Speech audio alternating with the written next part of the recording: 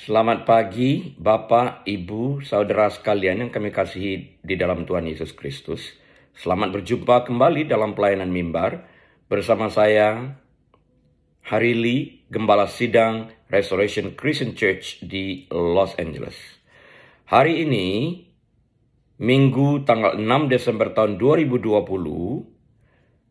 kita akan membahas jangan berkata jahat tentang pemimpinmu, yang akan kita ambil dari Keluaran 22 ayat 28. Mari kita tundukkan kepala dan kita berdoa terlebih dahulu. Maha murah Engkau Tuhan, Maha pengasih, Maha penyayang. Pantas kami bersyukur, pantas kami berterima kasih karena kebaikan-Mu di dalam kehidupan kami. Dan oleh karena anugerah-Mu, kami boleh bangun kembali dalam keadaan tubuh jasmani, tubuh rohani yang sehat. Terima kasih Tuhan untuk saat-saat seperti sekarang ini, di mana kami boleh belajar sebagian daripada kebenaran firman-Mu yang akan memerdekakan setiap daripada kami yang mendengarkan dan melakukan kebenaran firman-Mu ini. Urapi akan hamba-Mu, sehingga hamba-Mu dapat menyampaikan kebenaran firman-Mu seutuhnya. Terima kasih Bapa, berkati setiap telinga yang mendengar. Di dalam nama Tuhan Yesus. Haleluya. Amin. Baik, Bapak Ibu Saudara sekalian, mari kita buka Alkitab kita ke dalam Keluaran pasal 22 ayat 28. Keluaran pasal 22 ayat 28. Sekali lagi tema khotbah pagi hari ini adalah jangan berkata jahat tentang pemimpinmu. Mari kita baca bersama-sama Keluaran 22 ayat 28. Janganlah engkau mengutuki Allah, dan janganlah engkau menyumpahi seorang pemuka di tengah-tengah bangsamu. Bapak Ibu Saudara sekalian yang berdomisili di Amerika Serikat, tanggal 3 November tahun 2020 yang baru lalu, kita baru saja mengikuti pemilihan umum di Amerika Serikat secara serentak bersama-sama. Bukan hanya di Amerika, tapi di seluruh dunia, para politisi menerima banyak kritik. Mereka menerima banyak kritik. Partai lawan merendahkan lawannya untuk memenangkan hati rakyat ke pihak mereka. Selama siklus pemilihan umum, fitnah menjadi hiruk-pikuk saat serangan demi serangan dipatahkan dengan berbagai strategi menjawab untuk meyakinkan rakyat memihak kepada mereka.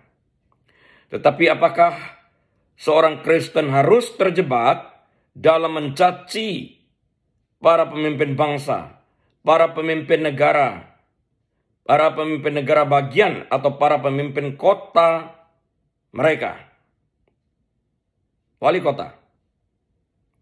Sementara lawan politik dan pendukung mereka dengan cepat memfitnah satu sama lain di depan umum, bagaimana seharusnya sikap orang-orang percaya dalam menghadapi pemimpin mereka? Alkitab membuat pernyataan yang jelas dalam kitab Keluaran pasal 22 ayat 28 yang barusan kita kutip bersama-sama tadi, yang mengatakan janganlah engkau mengutuki Allah. Dimulai dengan Allah yang tertinggi, dan jangan engkau menyumpahi seorang pemuka di tengah-tengah bangsamu. Tuhan memerintahkan kita untuk menunjukkan rasa hormat bukan hanya kepada Allah, tetapi juga kepada mereka yang memiliki otoritas. Rasul Paulus juga mengatakan hal yang sama seperti tertulis dalam Kisah Para Rasul pasal yang ke-23 ayat 1 sampai dengan yang kelima. Kita baca bersama-sama kitab Kisah Para Rasul 23 ayat 1 sampai 5. Sambil menatap anggota-anggota mahkamah agama, Rasul Paulus berkata, "Hai saudara-saudaraku, sampai kepada hari ini aku tetap hidup dengan hati nurani yang murni di hadapan Allah. Tetapi Imam Besar Ananias menyuruh orang-orang yang berdiri dekat Paulus menampar Paulus. Membalas itu Paulus berkata kepadanya, Allah akan menampar engkau, hai tembok yang dikapur putih-putih. Engkau duduk di sini untuk menghakimi aku menurut hukum Taurat, namun engkau melanggar hukum Taurat oleh perintahmu untuk menampar aku. Dan orang-orang yang hadir di situ berkata, engkau mengejek imam besar Allah? Jawab Paulus, hai saudara-saudara, aku tidak tahu bahwa ia adalah imam besar. Memang ada tertulis, janganlah engkau berkata jahat tentang seorang pemimpinmu. Kalau tadi di dalam Keluaran 22-28 dikatakan, janganlah engkau menyumpahi seorang pemuka. Maksudnya seorang penguasa di tengah-tengah bangsamu. Paulus di sini dalam Kisah Para Rasul 23 ayat 5 mengatakan, janganlah engkau berkata jahat tentang seorang pemimpin bangsamu. Mungkin Bapak Ibu Saudara sekalian, imam besar tersebut tidak mengenakan pakaian imamat layaknya imam besar. Dan selain itu perilakunya tidak menunjukkan bahwa ia adalah imam besar. Jadi Paulus tidak mengenali jabatannya. Dalam memerintahkan agar Paulus ditampar mulutnya, imam itu melanggar batas-batas wewenangnya. Tetapi Paulus segera mematuhi perintah Tuhan ketika dia mengerti bahwa dia adalah imam besar dan bahkan mengutip hukum Taurat. Paulus tidak lagi mengatakan sesuatu yang tidak baik tentang imam besar tersebut. Nah, di sini saya mau tekankan, imam besar memang adalah sebuah jabatan, tapi itu bukan tentang jabatan, tetapi tentang perilakunya, tentang karakternya, tentang kemampuannya untuk memimpin dan berdiri sebagai imam besar yang akan memberikan contoh dan teladan kepada bangsanya. Itu yang dikatakan oleh Rasul Paulus. Tanpa mengadili, tanpa sebab ditampar. Mengapa kita harus menghormati pihak yang berwenang, yang memiliki otoritas? Untuk menjawab pertanyaan ini Bapak Ibu Saudara sekalian, mari kita selidiki apa kata Alkitab tentang hal ini. Seperti yang tertulis dalam Roma pasal yang ke-13 ayat yang pertama sampai yang ke-7. Tiap-tiap orang harus takluk kepada pemerintah yang di atasnya. Sebab tidak ada pemerintah yang tidak berasal dari Allah. Dan pemerintah-pemerintah yang ada ditetapkan oleh Allah. Sebab itu barang siapa melawan pemerintah, ia melawan ketetapan Allah. Dan siapa yang melakukannya akan mendatangkan hukuman atas dirinya. Sebab jika seorang berbuat baik, ia tidak usah takut kepada pemerintah. Hanya jika ia berbuat jahat. Maukah kamu hidup tanpa takut terhadap pemerintah? Perbuatlah apa yang baik dan kamu akan beroleh pujian daripadanya. Karena pemerintah adalah hamba Allah untuk kebaikanmu. Tetapi jika engkau berbuat jahat, takutlah akan dia. Karena tidak percuma pemerintah menyandang pedang. Pemerintah adalah hamba Allah untuk membalaskan murka Allah atas mereka yang berbuat jahat. Sebab itu perlu kita menaklukkan diri, bukan saja oleh karena kemurkaan Allah, tetapi juga oleh karena suara hati kita. Itulah juga sebabnya, maka kamu membayar pajak, karena mereka yang mengurus hal itu adalah pelayan-pelayan Allah. Bayarlah kepada semua orang apa yang harus kamu bayar. Pajak kepada orang yang berhak menerima pajak, cukai kepada orang yang berhak menerima cukai, rasa takut kepada orang yang berhak menerima rasa takut, dan hormat kepada orang yang berhak menerima hormat. Allah memerintahkan orang Kristen untuk taat kepada pemerintah. Karena pemerintah merupakan lembaga yang didirikan dan ditetapkan oleh Allah. Allah telah mendirikan pemerintah karena di dalam dunia yang tercemar ini kita memerlukan pembatasan-pembatasan tertentu untuk melindungi kita dari kekacauan dan pelanggaran hukum yang menjadi akibat wajar dari dosa. Minggu lalu telah saya sampaikan bahwa semua hubungan sehat memiliki batasan yang sehat.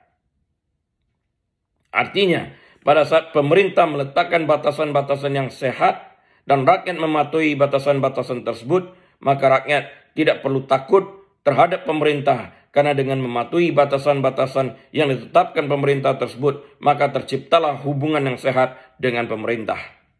Tidak ada satu hubungan pun yang dapat bertahan jika ada batasan yang dilanggar berulang kali.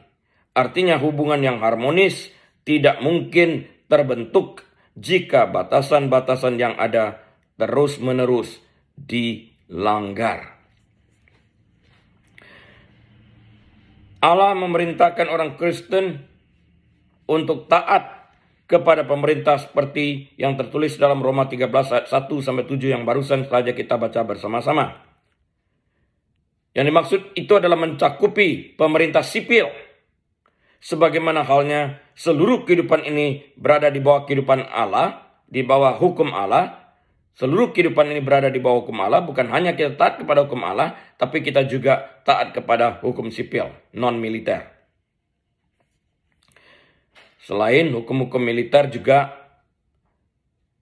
yang ditetapkan dalam keadaan gawat darurat misalnya, kita tetap harus mematuhi segala hukum-hukum ini. Yang kedua, Allah telah menetapkan pemerintah sebagai pelaksana keadilan, membatasi kejahatan dengan menghukum pelaku kesalahan dan melindungi yang baik di dalam masyarakat.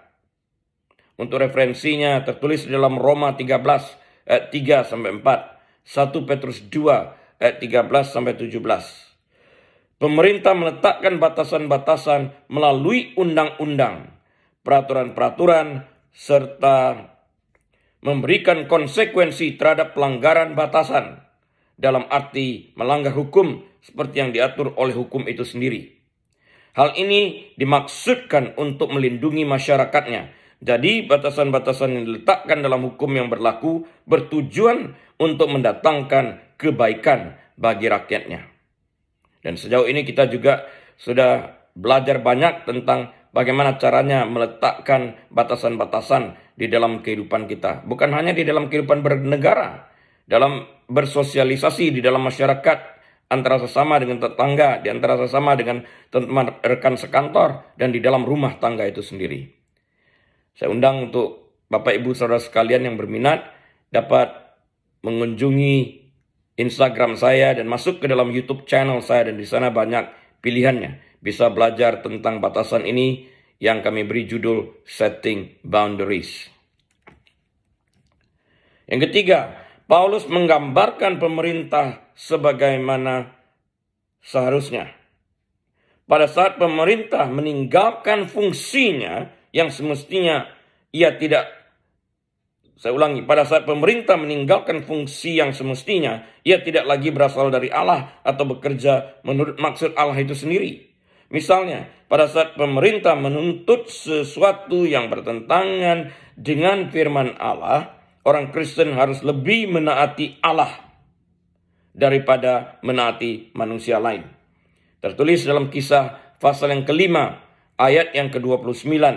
Dan kita dapat bandingkan juga dengan kitab Daniel, pasal yang ketiga, ayat 16 sampai yang ke-18, maupun kitab Daniel, pasal yang ke-6, ayat yang ke-7 sampai yang ke-11. Kita ingat juga tentang peristiwa Sadrak, Mesak, dan Abednego pada saat pemerintah di bawah pemerintahan Raja Nebukadnezar pada waktu itu meminta agar mereka menyembah patung Raja Nebukadnezar itu sendiri. Mereka menolak dan konsekuensi mereka dimasukkan ke dalam dapur api yang dipanaskan 7 kali berdasarkan penjelasan daripada Alkitab. Tetapi Allah menyertai mereka. Yang keempat, semua orang percaya wajib untuk berdoa bagi para penguasa. Bukan hanya taat dan tidak memaki-maki para penguasa, tetapi juga wajib berdoa bagi para penguasa. Seperti yang tertulis dalam 1 Timotius pasal yang kedua, ayat yang pertama dan kedua.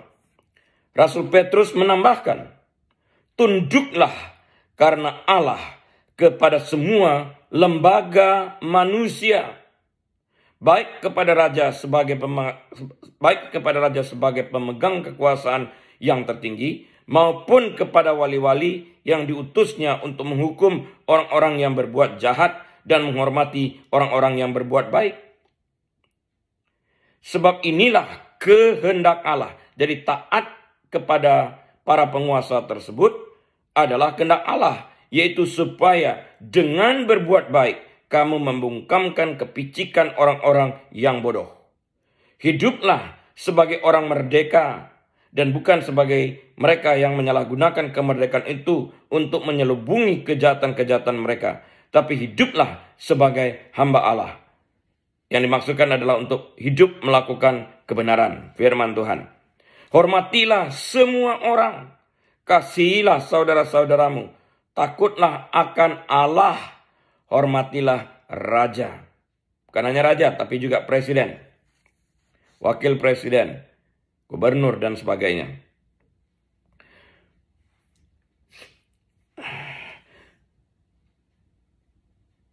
Dalam Kisah Para Rasul pasal yang kelima, ayat yang ke-29, dikatakan begini, tetapi Petrus dan rasul-rasul itu menjawab, katanya, kita harus lebih taat kepada Allah daripada kepada manusia.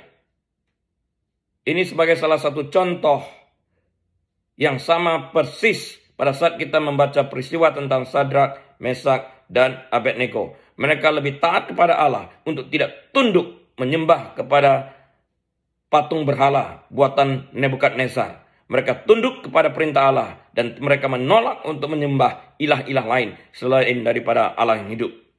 Ini tertulis dalam Kisah Para Rasul 5 ayat 29. Bagi segenap kita yang hidup pada hari ini, kita diingatkan kembali akan hal tersebut. Yaitu harus lebih taat kepada Allah, melakukan kebenaran firman Tuhan, dan bukan taat kepada manusia jika itu melanggar moral. Seperti yang ditetapkan oleh Alkitab. Jika yang diperintahkan penguasa secara moral bertentangan dengan perintah Tuhan, seperti misalnya paksaan untuk menyembah patung Nebukadnezar, sudah barang tentu kita seperti Sadrak, Mesak, dan Abednego tidak akan mematuhi peraturan pemerintah tersebut karena hal ini bertentangan dengan pemerintah Tuhan untuk tidak menyembah berhala.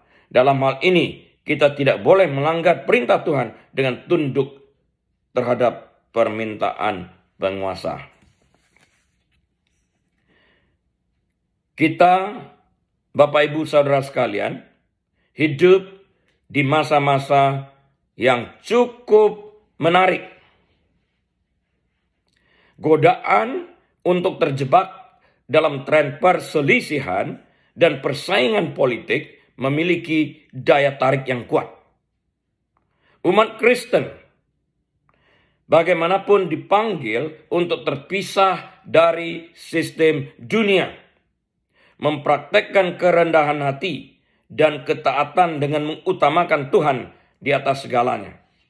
Jika kita sebagai orang percaya tidak dapat tunduk dan taat kepada peraturan pemerintah dan kepada para penguasa yang otoritas mereka ditetapkan oleh pemerintah, sedangkan pemerintah yang ada ditetapkan oleh Allah, bagaimana mungkin kita dapat tunduk dan taat kepada Allah yang tidak terlihat dan tidak dapat diraba? Kita dengan mudahnya berdalih untuk melakukan segala sesuatu sesuai dengan apa yang kita pikirkan, bahwa itu menentang peraturan pemerintah dan dapat mencelakakan diri kita sendiri. Saat itu kita tidak peduli sampai konsekuensi tersebut datang, kita kemudian berdalih kembali. Nah, Alkitab jelas di dalam hal ini mengatakan, ikuti agar hidup kita tentram. Kalau pada saat ini yang wajib kita taati itu adalah protokol kesehatan seperti yang ditetapkan oleh pemerintah. Jaga jarak, cuci tangan, pakai masker, diam di rumah pada saat-saat seperti sekarang ini, dan jangan berkumpul dengan orang lain yang bukan anggota keluarga. Ini peraturan baru keluar kemarin. Apakah kita tunduk kepada peraturan pemerintah yang memberikan pengarahan kepada kita selaku rakyatnya terhadap protokol kesehatan yang ditetapkan, termasuk aturan berkumpul sejak pandemi COVID-19, yaitu sejak bulan Maret tahun 2020 ini? Apakah kita menghormati batas-batas yang ditetapkan pemerintah ini? Jika kita secara sadar melanggar peraturan yang ditetapkan pemerintah, maka kita secara sadar memilih untuk melawan otoritas yang ditempatkan Allah dalam kehidupan ini. Maka mari kita nikmati kemerdekaan yang telah Allah siapkan bagi kita semua dengan mentaati pemerintah yang ditetapkan Allah dalam kehidupan kita. Dengan demikian, kita tidak perlu kehilangan kenyamanan dan nyenyaknya tidur, karena kita tahu kita telah mentaati peraturan hukum yang berlaku. Pada saat kita taat kepada peraturan pemerintah, sebenarnya kita menghormati penguasa yang ditetapkan Allah, dan oleh karena itu kita hormat dan tunduk kepada Allah yang menetapkan pemerintah tersebut. 1 Timotius pasal yang kedua, ayat 1 sampai dengan yang ke-7. Saya ulang. 1 Timotius pasal yang kedua, ayat yang pertama sampai dengan yang ke-7. Pertama-tama aku menasihatkan, naikkanlah permohonan, doa syafaat dan ucapan syukur untuk semua orang, untuk raja-raja, dan untuk semua pembesar, agar kita dapat hidup tenang dan tentram dalam segala kesalehan dan kehormatan. Itulah yang baik dan yang berkenan kepada Allah, Juru Selamat kita, yang menghendaki supaya semua orang diselamatkan dan memperoleh pengetahuan akan kebenaran. Karena Allah itu Esa, dan Esa pula Dia yang menjadi pengantara antara Allah dan manusia, yaitu manusia Yesus Kristus, atau di sini manusia Kristus Yesus, yang telah menyerahkan dirinya sebagai tebusan bagi semua manusia. Itu kesaksian pada waktu yang ditentukan. Untuk kesaksian itulah aku telah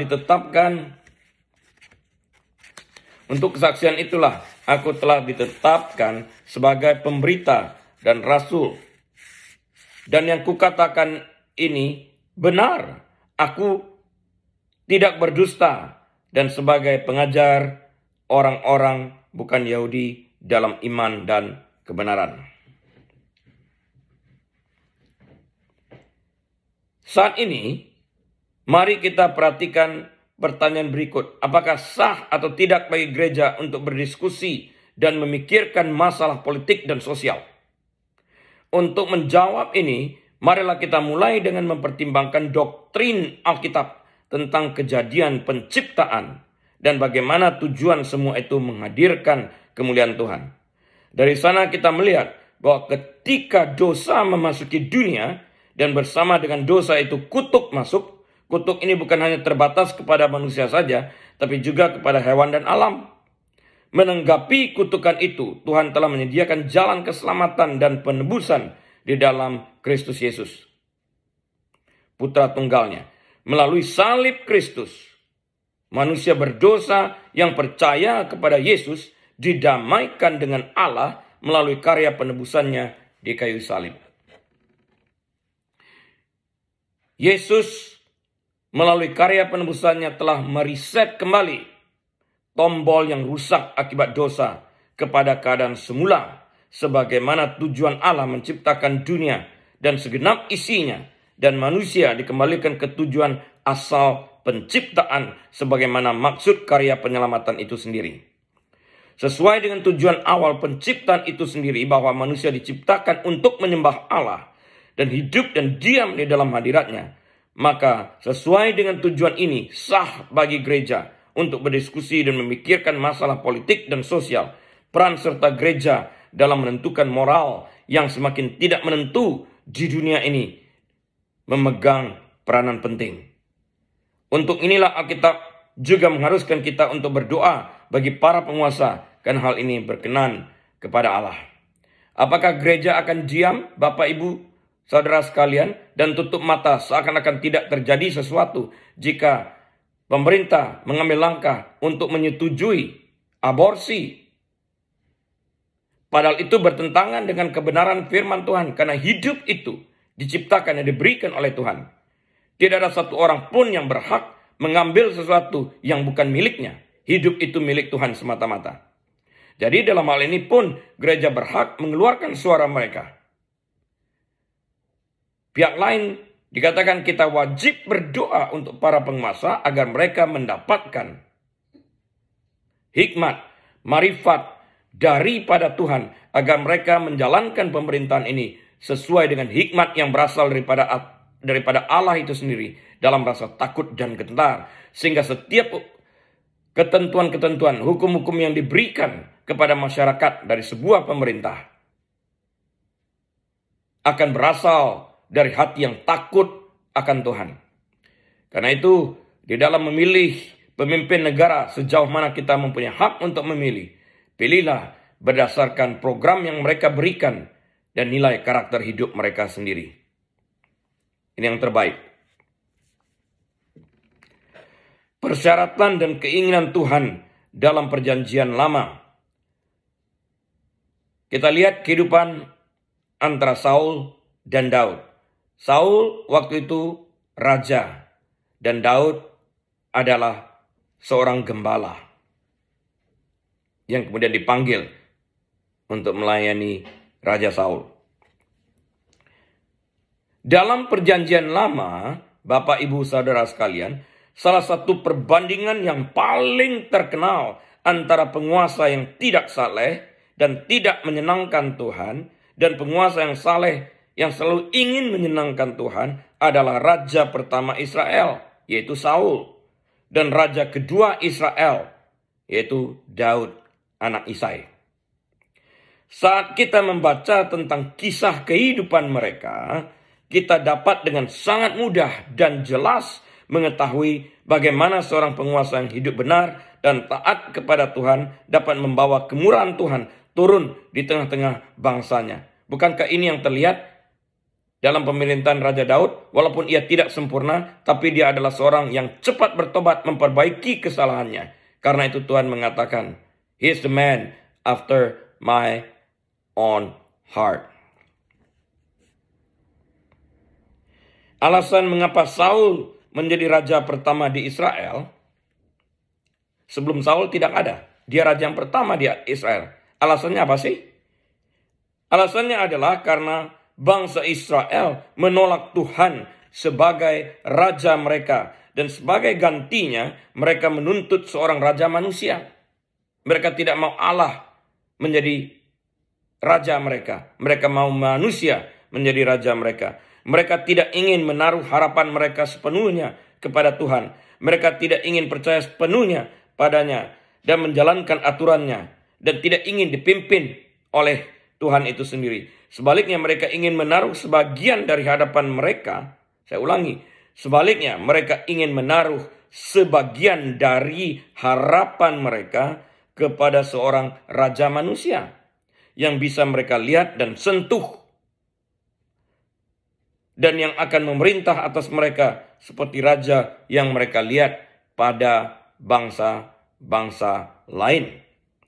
Namun mereka lupa atau tidak mengerti bahwa bangsa-bangsa lain tersebut tidak memiliki Yahweh sebagai Allah mereka, dan karena itu Yahweh tidak dapat menjadi raja mereka. Nabi Samuel menegur bangsa Israel karena berharap seorang raja manusia yang terbatas kemampuannya dengan melupakan Tuhan yang telah melepaskan mereka dari perbudakan di bawah Firaun. Saya ulang sekali lagi. Nabi Samuel menegur bangsa Israel karena berharap pada seorang raja manusia yang terbatas kemampuannya dengan melupakan Tuhan yang telah melepaskan mereka dari perbudakan di bawah Firaun. Dan ini adalah sebuah kejahatan karena mereka menolak Tuhan yang Maha Kuasa menjadi raja mereka. Pada saat mereka dilepaskan dari perbudakan di Israel selama 400 tahun, bukankah Tuhan yang memimpin mereka di siang hari dengan tiang awan dan di malam hari dengan tiang api? Bukankah Tuhan yang bersama-sama dengan mereka memimpin mereka keluar berjalan di depan mereka? Tuhan Raja mereka, Tuhan Allah mereka. Dan sekarang mereka melupakan semua kebaikan Tuhan tersebut dan ingin menggantikan Tuhan dengan seorang raja manusia. Bahkan pada saat Musa berada di atas gunung untuk menerima 10 perintah Allah dalam keadaan puasa dan berdoa selama 40 hari, mereka pun telah mencoba untuk menggantikan Yahweh, Allah yang mengeluarkan mereka dari perbudakan di Mesir di bawah pimpinan Firaun dengan seekor anak lembu emas yang mereka arak dan sembah. Hal tersebut yang barusan saya uraikan ini, Bapak Ibu Saudara sekalian, dapat dibaca di dalam 1 Samuel 10 ayat 17 sampai 27. 1 Samuel 10 ayat 17 sampai 27. Menggantikan Tuhan yang adalah raja. Saya ulangi, menggantikan Tuhan yang adalah raja dengan seorang manusia yang terbatas kemampuannya, yang hukumannya tidak sempurna hukuman Allah itu sendiri, karena Allah itu adalah sempurna adanya, memiliki kasih karunia, adalah sebuah kejahatan besar. Menggantikan, sekali lagi saya tekankan, menggantikan Allah yang adalah raja yang dipenuhi dengan kasih karunia dengan seorang manusia yang terbatas pada kemampuannya adalah sebuah kejahatan. Ini kita lihat juga pada saat doa dihentikan di sekolah-sekolah publik.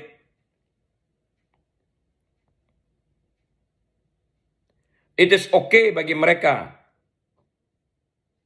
untuk memberikan program-program yang lain dan memasukkan ide-ide pernikahan sejenis, tetapi tidak oke untuk berdoa. Ini sebuah kejahatan. Ketika bangsa Israel melihat Saul, mereka menemukan apa yang diharapkan mereka, ada penampilan Saul yang terlihat dari luar. Jadi mereka ingin melihat segala sesuatu yang terlihat dari luar, padahal Allah melihat dari kedalamannya. Nah, Bapak Ibu Saudara sekalian, saya barusan mengatakan, jika kita tilik dari luar, kita seringkali bisa tertipu. Tapi pada waktu kita lihat sebuah program dijalankan, kita tahu apa yang berasal di dalam hati pemerintah tersebut. Seperti misalnya, mengizinkan pernikahan sejenis dan memasukkan program-program ini ke dalam sekolah-sekolah publik, sementara menghalangi atau melarang orang untuk berdoa. Bukankah ini sebuah kejahatan? Tapi puji Tuhan, Presiden Amerika Serikat pada saat ini mengembalikan doa kepada sekolah-sekolah publik. Menghentikan aborsi. Menyokong para gereja-gereja. Tuhan luar biasa. Dia, yaitu Saul maksudnya, tinggi dan tampan. Dan mereka melihat hal-hal lahiriah ini dengan mata alami mereka, dengan kasat mata mereka. Dalam penglihatan mereka yang sangat alami tersebut, Saul benar-benar terlihat sebagai seorang raja dan bangsa Israel mencintainya. Karena penampilannya yang bagus dalam penglihatan mereka, tinggi besar, elok, parasnya dikatakan. Inilah raja itu. Jadi mereka melihat penampilan luar, bukan dalam. Belum lagi berbicara tentang karakternya, belum lagi berbicara tentang program-programnya. Dalam 1 Samuel 10 ayat yang ke-25 dikatakan, kemudian Samuel menguraikan kepada bangsa itu tentang hak-hak kerajaan, menuliskannya pada suatu piagam dan meletakkannya di hadapan Tuhan. Sesudah itu Samuel menyuruh seluruh bangsa itu pulang masing-masing ke rumahnya. Jadi rakyat pun dalam memilih Saul sebagai raja tidak terlepas daripada kewajiban-kewajiban mereka. Mereka jangan pernah berpikir saat mereka terlepas daripada Allah, mereka terlepas dari segalanya. Tidak sama sekali. Karena Saul pun pemerintahnya ditetapkan oleh Allah itu sendiri. Pada dasarnya 1 Samuel, saya ulangi, pada dasarnya 1 Samuel 10 ayat yang ke-25 menjelaskan bahwa seorang raja Israel haruslah jelas berbeda dengan raja dari bangsa-bangsa lain. Ia dipilih langsung oleh Allah itu karena rakyat menginginkannya. Itu bukan seorang raja yang berkuasa mutlak, tetapi harus menjadi raja teokratis yang tunduk kepada Allah sebagai penguasa tertinggi bangsa itu. Jadi Saul sebagai raja tertinggi harus menjalankan pemerintahan yang bersifat teokratis. Theos, Allah, teokratis, pemerintahan yang tunduk kepada Allah. Jadi Saul pun sebagai raja memiliki jabatan yang tertinggi dalam masyarakat Israel pada saat itu. Dia sebagai raja juga harus tunduk kepada raja, segala raja, yaitu Allah itu sendiri, Yahweh.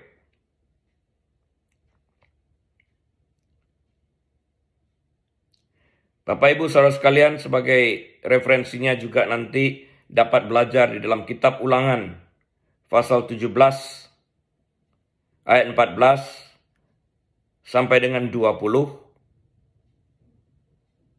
untuk melihat tentang beraneka ragam tugas dan peraturan bagi para raja. Di sana dilihat ada program-program yang diberikan kepada sebuah pemerintahan di dalam hal ini raja.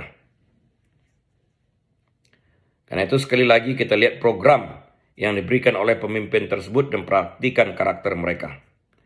Apakah mereka bertentangan dengan prinsip-prinsip Alkitab? Kita sebagai orang Kristen wajib mengetahui hal tersebut sebelum memberikan suara kita di dalam setiap pemilihan umum. Dalam pasal 12, Samuel mengingatkan bangsa Israel bahwa dia tidak pernah berubah setia kepada Tuhan. Dan dalam hal ini, ia tidak berbohong kepada mereka karena ia tahu bahwa ia mengatakan seluruh kebenaran dan mereka semua setuju. Samuel kemudian melanjutkan dengan memberitahu bangsa Israel, asal saja, kita lihat di dalam 1 Samuel 12. Sebelum saya baca, saya berikan ayatnya terlebih dahulu. 1 Samuel 12. Ayat 14 dan 15. Asal saja kamu tahu, asal saja kamu takut akan Tuhan, beribadah kepadanya, mendengarkan firman-Nya, dan tidak menentang titah Tuhan, dan baik kamu maupun raja yang akan memerintah kamu itu mengikuti Tuhan Allahmu. Tetapi jika kamu tidak mendengarkan firman Tuhan, dan kamu menentang titah Tuhan, maka tangan Tuhan akan melawan kamu dan melawan rajamu. Jadi penting kita taat kepada pemerintah. Dan lebih daripada itu, taat kepada Tuhan yang adalah raja di atas segala raja. Kesetiaan kepada Tuhan adalah persyaratan mutlak yang diberikan kepada raja dan rakyatnya. Tapi Saul, Bapak Ibu Saudara sekalian, tidak setia kepada Tuhan. Dan kita mulai melihatnya di dalam kitab 1 Samuel pasal yang ke-13. Dalam pasal yang ke-13, Saul sedang menunggu Samuel untuk mempersembahkan korban kepada Tuhan dan menanyakan Tuhan untuknya. Dalam hal ini baik, dia menunggu sampai Samuel datang. Karena Samuel lah yang paling berhak untuk memberikan korban persembahan itu kepada Tuhan. Tapi apa yang dilakukan Raja Saul? Tapi Saul menjadi tidak sabar. Dan bukannya menunggu Samuel mempersembahkan korban yang benar di hadapan Tuhan sebagai imam Tuhan, Saul mempersembahkan korban itu sendiri sekalipun ia bukan imam, tapi raja. Dengan demikian Saul melanggar peraturan hukum Taurat karena ia telah melakukan sesuatu yang harus dikerjakan hanya oleh imam. Akibat dari pelanggarannya ini, ketika Samuel datang untuk bertemu dengannya, Samuel memberitahu Saul dalam 1 Samuel 14 bahwa Tuhan akan mengambil kerajaan darinya dan memberikannya kepada raja lain. Seorang raja yang hatinya benar-benar untuk Tuhan. Dan kita tahu orang itu adalah Daud.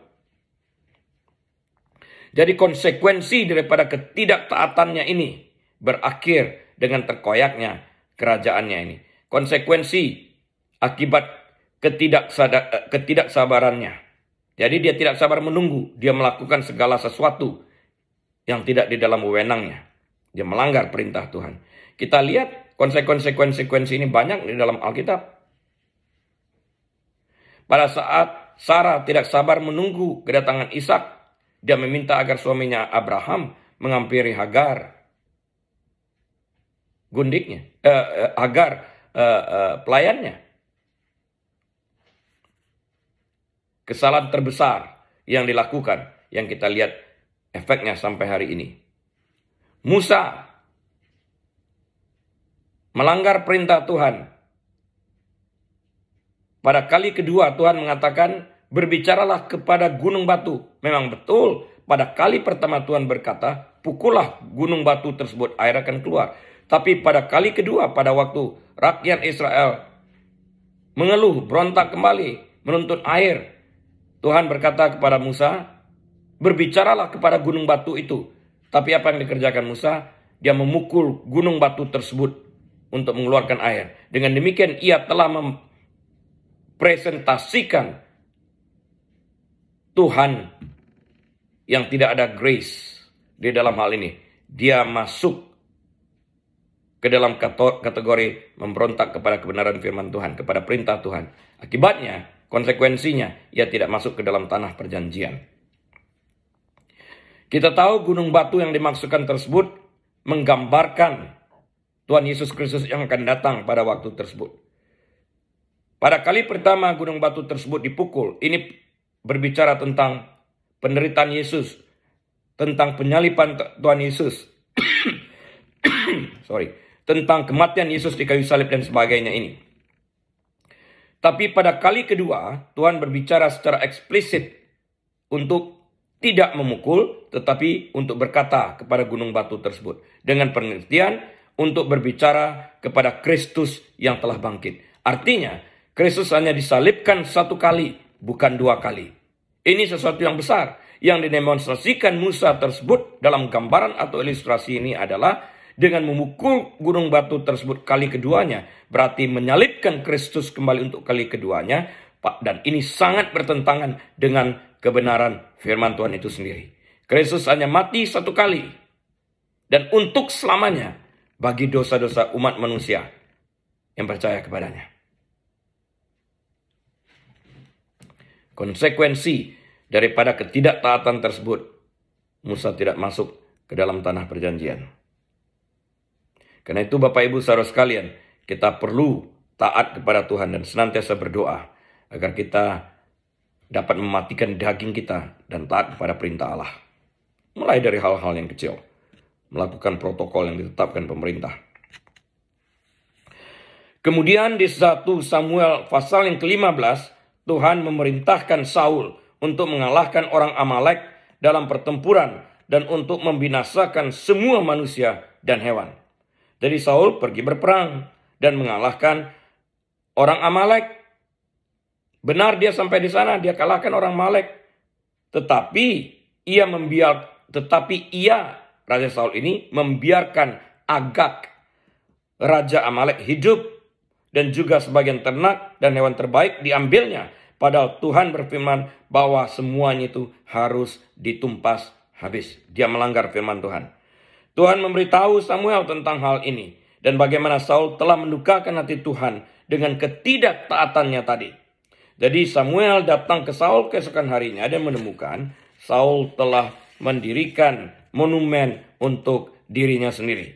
Ketika Saul menyapa Samuel, Saul membual bahwa dia telah melakukan segala sesuatu seperti yang telah diperintahkan Tuhan dan taat kepadanya.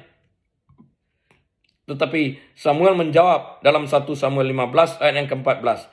Tetapi kata Samuel, kalau begitu apakah bunyi kambing domba yang sampai ke telingaku dan bunyi lembu-lembu yang kudengar itu? Sesuatu yang dapat dibuktikan Bapak Ibu Saudara sekalian bahwa dia menjarah binatang tersebut. Yang dapat mengeluarkan suara-suara. Masih mau membual, masih mau berbohong kepada Nabi, seorang utusan Tuhan. Sesuatu yang salah, bukan? Samuel memberitahu Saul bahwa dia tidak taat dalam melaksanakan perintah Tuhan.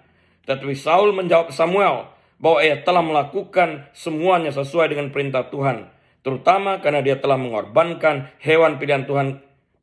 Terutama karena ia telah mengorbankan hewan pilihan kepada Tuhan. Artinya dia memberikan hewan yang terbaik bagi Tuhan.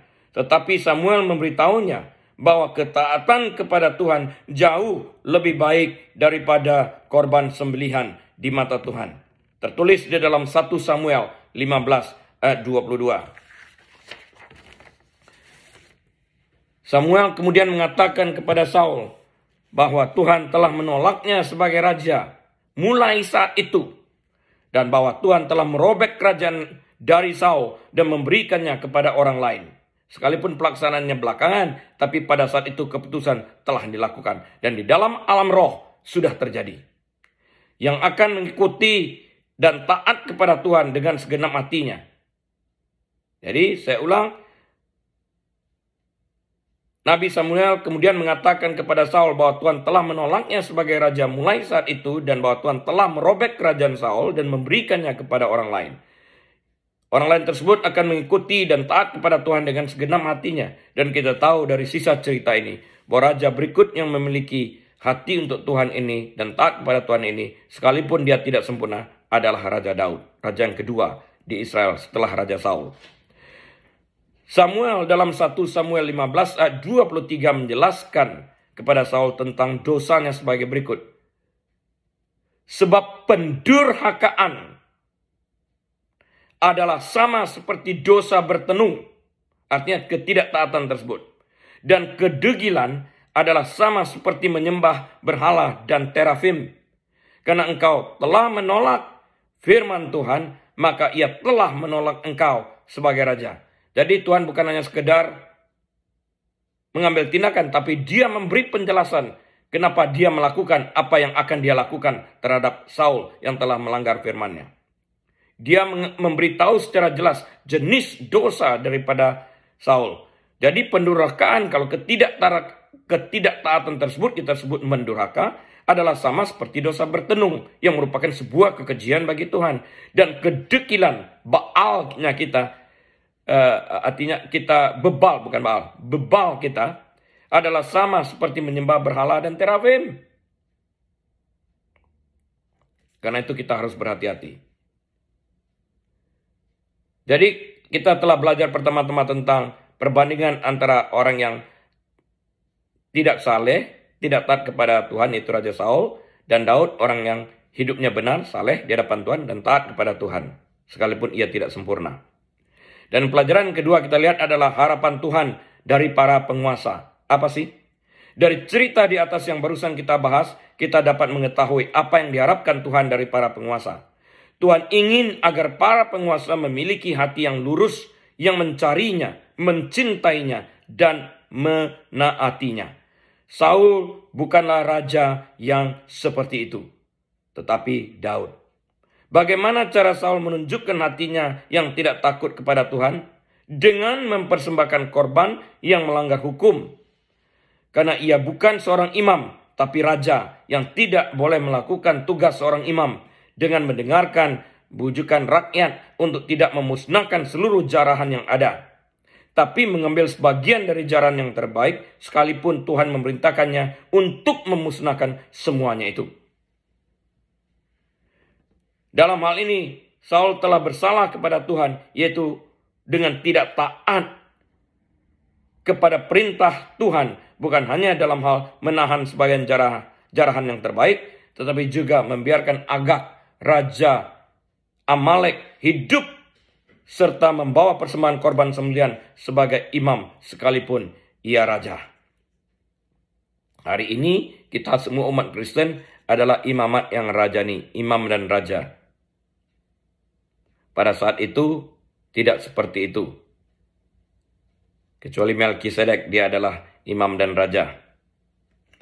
Sepintas hal ini mungkin tidak tampak seperti masalah besar, tetapi di dalam hatinya Saul telah memposisikan dirinya sebagai tuan di atas Tuhan. Dengan tidak taat kepada Tuhan, Saul telah menunjukkan bahwa ia seolah-olah lebih berkuasa daripada Tuhan. Karena itu, ia tidak perlu menjalankan semua yang telah diperintahkan kepadanya untuk dilakukan. Dia bahkan membuat tugu peringatan untuk dirinya sendiri. Tuhan melihat ke dalam hati Saul dan Tuhan tahu ini jahat. Dan karena itu Tuhan menolaknya sebagai raja. Karena Tuhan ingin penguasa yang taat dan tunduk kepadanya daripada mencoba menggunakan Tuhan untuk meninggikan diri mereka sendiri dan membangun kerajaan mereka sendiri. Sekalipun kejadian ini terjadi di perjanjian lama, saya percaya dengan sepenuh hati bahwa taat dan tunduk kepada Tuhan tetap relevan sampai hari ini. Dan bahwa Tuhan masih menginginkan penguasa yang hatinya melekat kepadanya. Daripada hanya sekedar penampilan luar dengan kemampuan berbicara untuk memanipulasi rakyat yang mendengar untuk memilihnya. Bagaimana Saul dibandingkan dengan situasi kita hari-hari ini? Jika apa yang Saul lakukan sebagai raja sangat menyedihkan Tuhan pada zamannya, apa yang menyebabkan kita berpikir bahwa Tuhan tidak akan menjadi sedih hari-hari ini jika ia melihat para pemimpin bangsa tidak mentaati perintahnya? Apakah baik dan benar untuk melarang doa di sekolah? Apakah benar untuk mengizinkan pernikahan sesama jenis? Apakah benar untuk mengizinkan pengguguran janin? Menghentikan sebuah kehidupan yang tidak diciptakan oleh manusia? Bukankah semuanya ini menyedihkan hati Tuhan? Tuhan merindukan seorang pemimpin yang memiliki hatinya dan taat kepadanya. Amin. Mari kita berdoa, Bapak Ibu Saudara sekalian. Terima kasih Tuhan Yesus untuk kebenaran firman-Mu yang mengajarkan kami untuk taat kepada pemerintah yang telah Engkau tetapkan di dalam kehidupan kami. Berkati setiap telinga yang mendengar Tuhan Yesus, agar setiap telinga yang mendengar bukan hanya sekedar mendengarkan firman-Mu ini, tetapi benar-benar melakukannya. Terima kasih Tuhan Yesus. Dan saat ini biarlah Engkau menyinari wajah-Mu ya Tuhan atas setiap jemaat-Mu. Memberkati mereka pada saat mereka masuk dan pada saat mereka keluar. Membuat mereka menjadi kepala, bukan ekor. Menyebabkan mereka naik dan tidak pernah turun. Serta memberkati mereka dimanapun mereka berada. Dan membuat apa yang mereka kerjakan berhasil setiap hari di dalam kehidupan mereka. Diberkati mereka di tempat pekerjaan mereka, berkati mereka di dalam pelayanan mereka, diberkati mereka dalam rumah tangga mereka, diberkati mereka pada saat mereka sekolah, dan diberkati dalam kegiatan mereka sehari-hari, agar nama Tuhan dipermuliakan. Biarlah Bapa Surgawi sendiri menyediakan makanan bagi setiap orang yang percaya kepadanya, bahkan di hadapan para lawan mereka, dengan mengurapi kepala mereka, sehingga piala mereka penuh melimpah. Dan Bapa Surgawi sendiri yang membaringkan mereka di padang yang berumput hijau, serta menuntun mereka ke air yang tenang. Terima kasih Tuhan.